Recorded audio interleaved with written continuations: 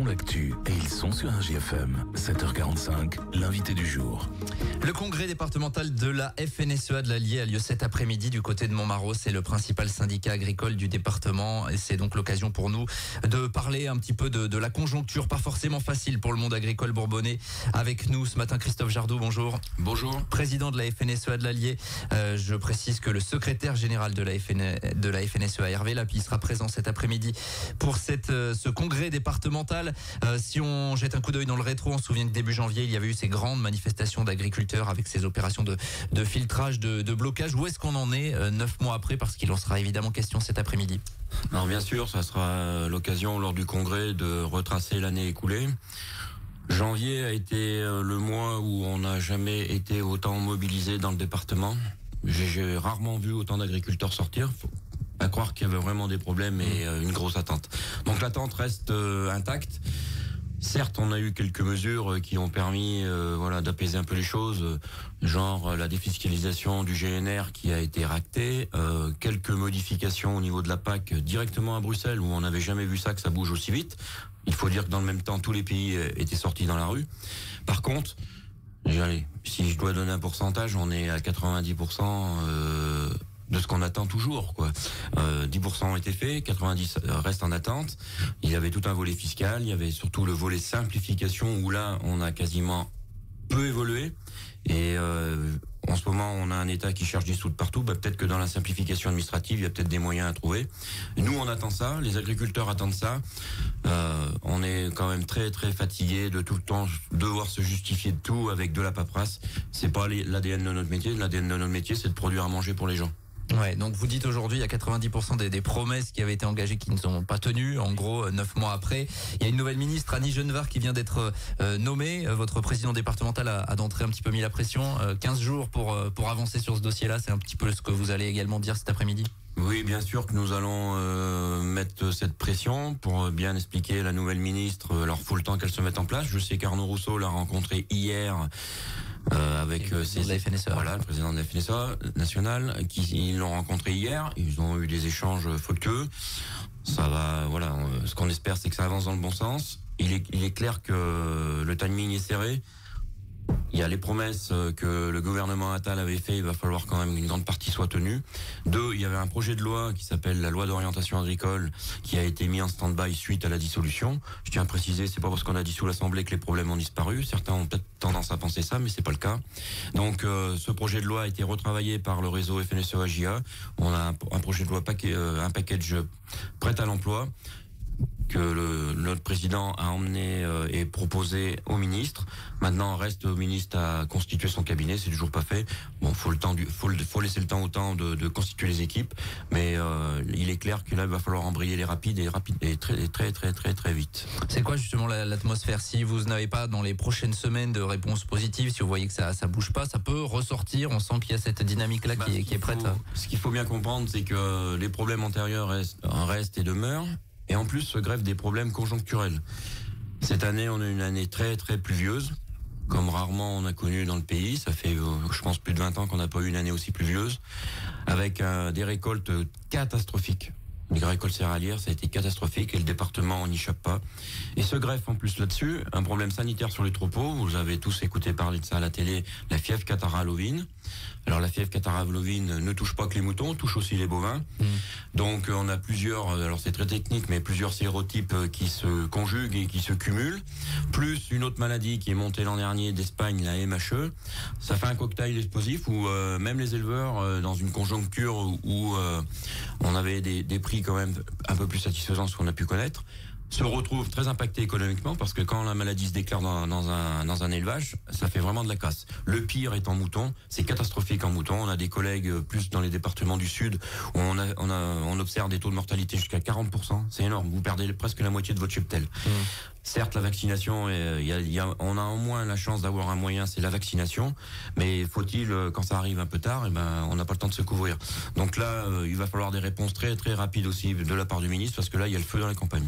Ce que vous dites au niveau de la vaccination, c'est il faudrait la développer encore davantage. Il faut que l'État accélère là-dessus. Alors l'État a quand même le gouvernement démissionnaire, parce que c'est comme ça qu'on les appelait, au mois d'août, on a réussi quand même à les faire bouger, dans le sens où on leur a fait faire des commandes groupées de la part de l'État de vaccins, ce qui permet aux labos d'avoir une commande ferme et de développer les vaccins, parce que si on y va individuellement, généralement les labos jugent que ça vaut peut-être pas le coup de développer trop les vaccins parce qu'économiquement ça s'en sort pas. C'est comme ça, c'est le système qui est comme ça. Bon, l'État a bougé, vaccin FCO3 c'est gratuit pour les éleveurs, la MHE c'est gratuit pour les éleveurs. Reste le vaccin le plus important en ce moment qui touche notre zone en priorité, c'est le 8, sur la FCO 8, où là c'est bien à la charge des éleveurs.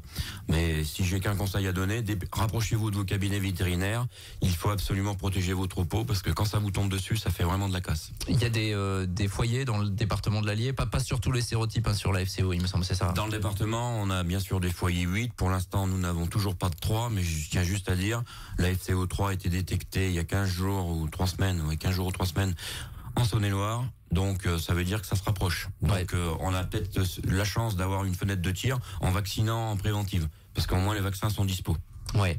Sur la MHE qui touche plus les bovins, c'est le sud-ouest, il me semble, qui a été le plus impacté.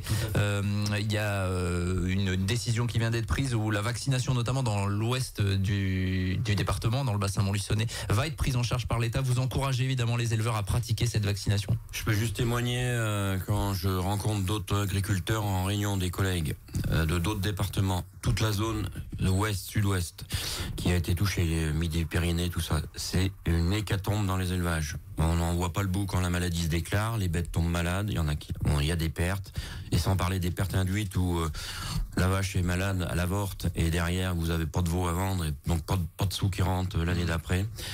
On a la chance d'avoir un vaccin qui est quand même sorti 2 ans après la déclaration de cette maladie. Ce qui a été décidé par l'État, c'est de vacciner une zone tampon, et donc l'Allier fait partie de cette zone tampon. Ouais. En fait, la vaccination en priorité va se faire dans les zones où il n'y a encore pas la MHE. Donc c'est pour ça, à un moment donné, c'est vrai que c'est compliqué pour les éleveurs. Faut encore faire des piqûres aux vaches. Mais la garantie, elle passera par la vaccination. Autrement, il faut éviter que la maladie se propage parce que économiquement c'est catastrophique et moralement très dur à suivre et très dur à. Pour les éleveurs, c'est quand même très compliqué. Moi, j'ai vu des éleveurs complètement abattus et désarmés avec cette maladie. Ouais, bien sûr. On rappelle que ces maladies ne se transmettent pas à l'homme. C'est toujours important de le rappeler parce qu'il y a aussi ce problème d'image. Ensuite, vous avez des craintes qu'il y ait des répercussions, que les gens se disent ah oui, mais si les animaux sont malades, moi je vais pas consommer de viande. Non, j'ai pas plus de crainte que ça parce que bon, la FCO, ça fait quand même plus de 10 ans qu'on l'a. Il n'y a pas aucune répercussion sur l'homme. C'est connu. Je pense que là-dessus, ce message-là a été très clair. Et la MHE, c'est pareil. C'est des maladies qui remontent du sud.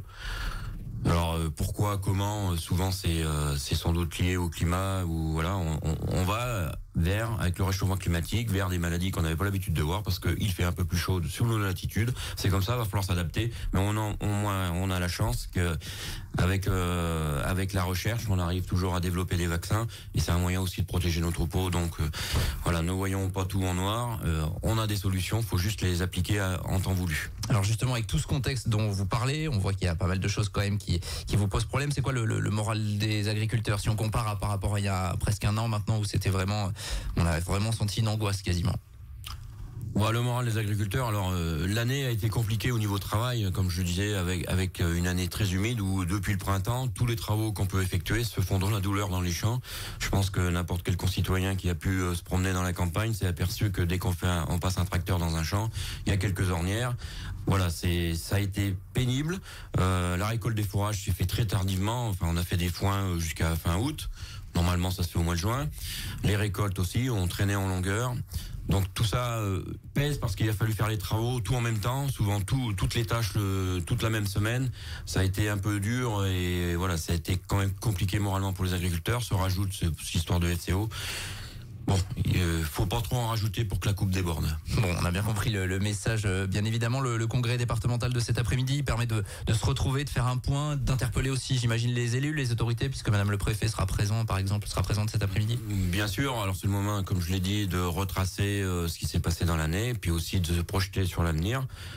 L'année prochaine, c'est une année électorale au niveau de la Chambre d'agriculture, donc aussi il va falloir qu'on se projette, nous, le réseau FNSEA.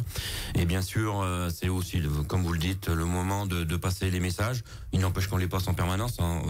Dans le département, on n'a aucun souci pour être reçu par Madame le Préfet ainsi que nos parlementaires. Là-dessus, on a de très bons contacts. C'est pas le problème. Maintenant, faut-il que au national, là-haut, il y a des pilotes dans l'avion. Bon, on en a retrouvé un. J'espère que ça va durer un peu dans le temps, parce que l'instabilité gouvernementale n'est pas propice à sortir des mesures pérennes dans le temps. Il sera question en tout cas de tout ça cet après-midi. Ça se passe à Montmarault, le congrès départemental de la FNSEA, le principal syndicat dans le département de l'Allier, syndicat agricole. On vous remercie en tout cas, Christophe Jardot, d'être passé à notre micro ce matin. Merci à tous. Merci à vous. Bonne journée. Il est 7h, 55 minutes et on revient dans quelques minutes. Tous les matins, 7h45, l'invité du jour en direct sur RJFM. Retrouvez l'invité du jour en podcast sur rjfm.net et l'appli RJFM, mais aussi en replay vidéo sur YouTube et Facebook. RJFM.